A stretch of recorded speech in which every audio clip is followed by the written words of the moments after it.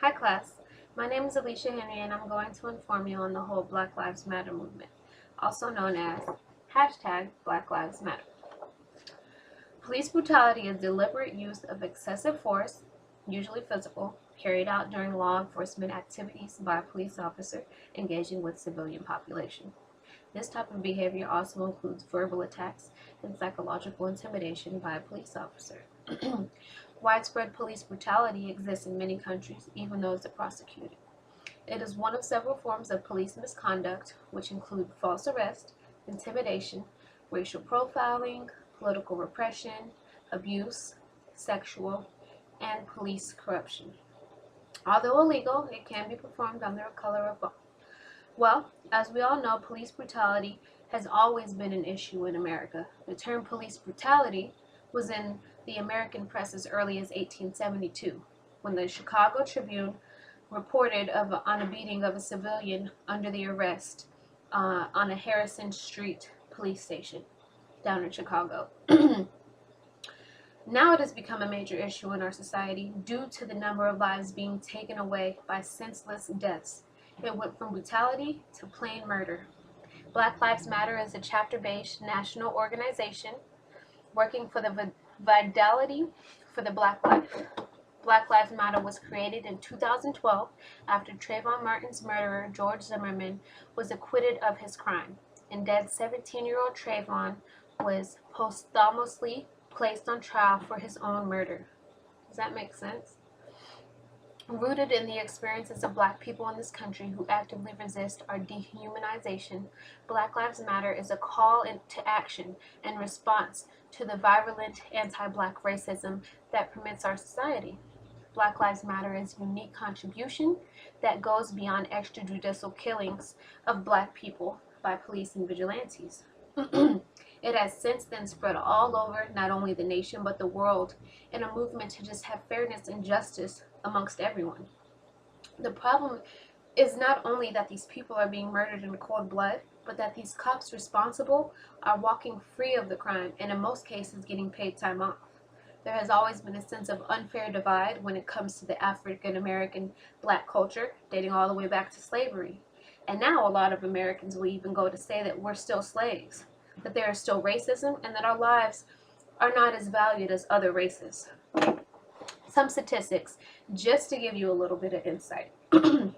Police killed at least 102 unarmed Black people in 2015, nearly twice each week. Nearly 1 in 3 Black people killed by police in 2015 were identified as unarmed, although the actual number is higher, likely due to underreporting.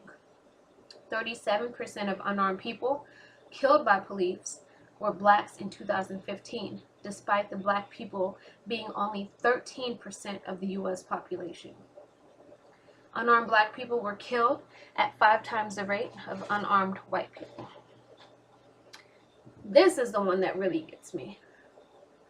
Only 10 of the 102 cases in 2015 where unarmed Black people were killed by the police resulted in officers being charged with the crime. And only 2 of these deaths resulted in conviction of the officers involved. Only 1 of the 2 officers convicted for their involvement in Matthew Ajabade's death received jail time. He was sentenced to 1 year in jail and allowed to serve his time exclusively on the weekends. Deputy Bates, who killed Eric Harris, will be sentenced May 31st. Now, listen to those numbers again.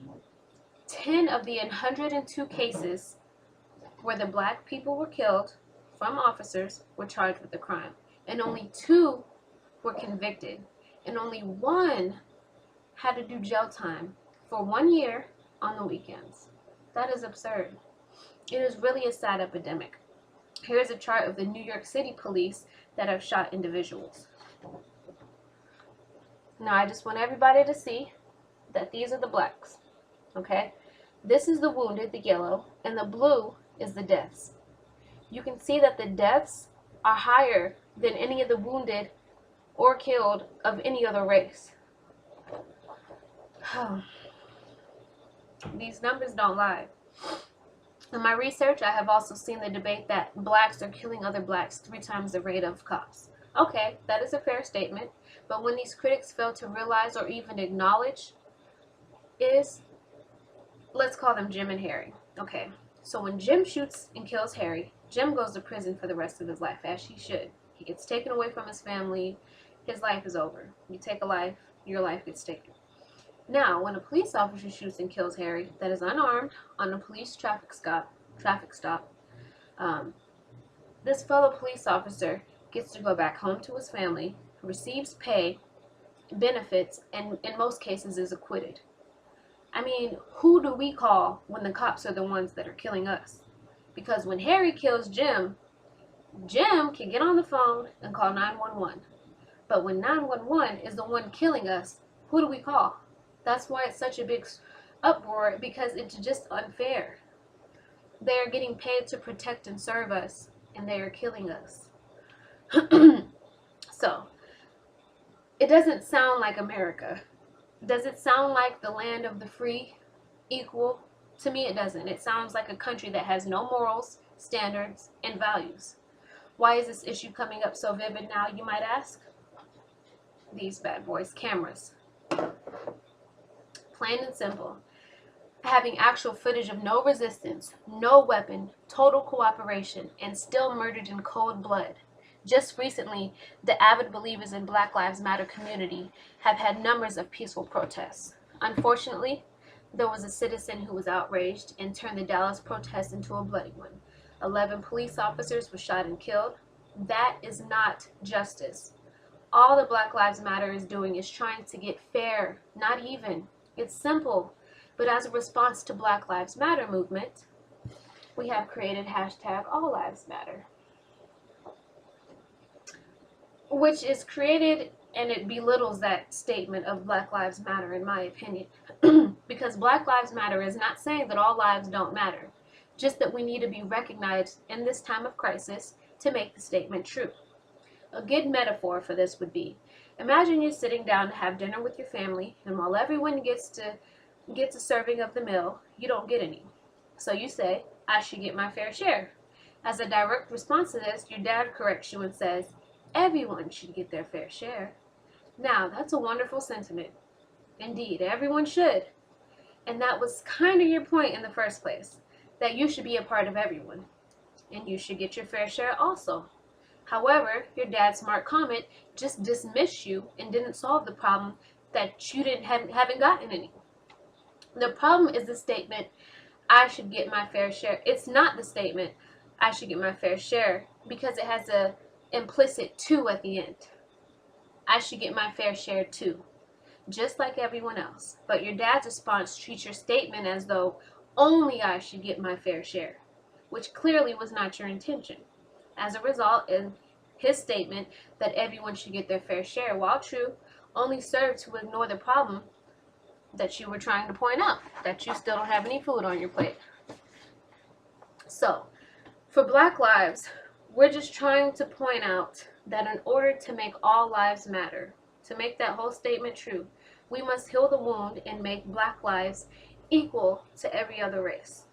So to summarize, I just want everyone to be aware, to be informed, and just to know what this movement truly is, why it came about, and what it's looking to accomplish. It is not a race war. The intentions are not to get even, not to get revenge, just to get fair. Is that too much to ask? So how do we get there? In my opinion, it starts with the cops, the good cops that have integrity and pride to serve us. They have to be our voice. That shows that they aren't okay with these fatalities and murders.